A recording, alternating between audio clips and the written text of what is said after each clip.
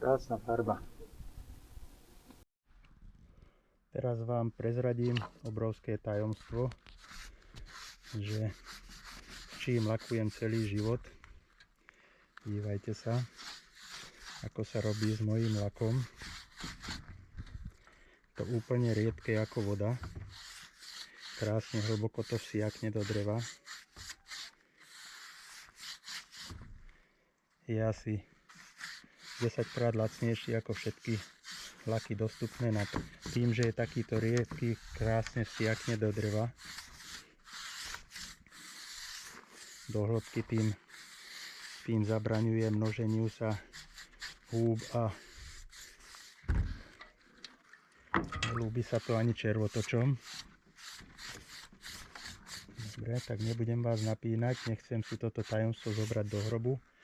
Takže používam penetračný lak asfaltový, riedím ho benzínom. Toto, čo tu vidíte, túto tmavú farbu, tak to je jeden diel penetráku a 5 dielov benzínu. Keď chceme sítiejší odtieň, tak môžeme dať len 4 diely benzínu. A podívajte sa na to, ako sa s tým robí. Geniálne. To síce necítite, ale ten štietec sa len klže po tom dreve. Absolútne jednoduché nanášanie. Treba dosiahnuť, aby celý ten povrch bol vlhký. Tým pádom je všade vsiaknuté tá smola do hĺbky do toho dreva. No, hlavná výhoda tohto môjho laku, no budem to nazývať lak, lebo všetky tieto ochrany na drevo nazývame lak.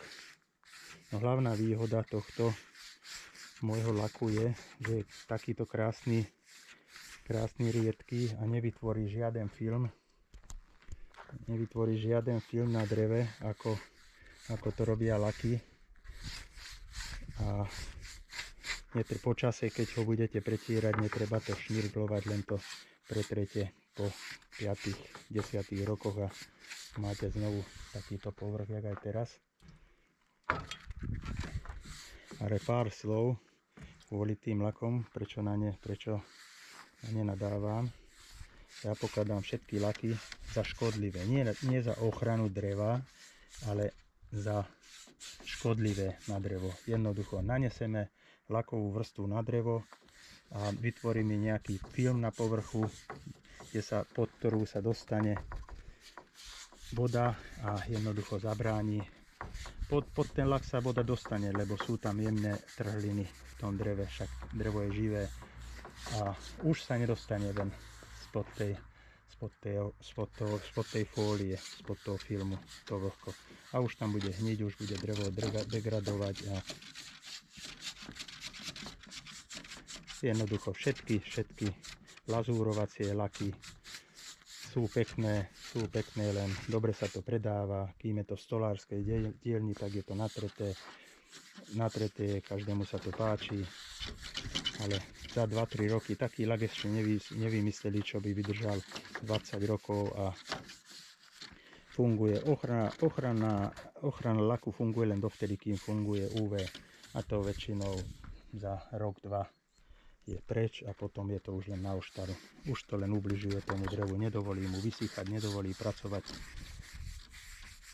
A je to hlúposť. Všetky laky sú totálny podvod. Radšej absolútne natierať. Ani toto nemusíte, keď to nechcete natrieť. Keď to nechcete natrieť na hnedo, tak nemusíte absolútne natrieť. Červený smrek, ukážem vám, červený smrek sa nemusí vôbec natierať. Krásne zosivie a vydrží 50-100 rokov. Bude síce sivý, popraskaný, ale krásny. Ukážem vám toto, keď sa vám zdá byť tmavé, tak vám ukážem, ako to vyzerá už suché.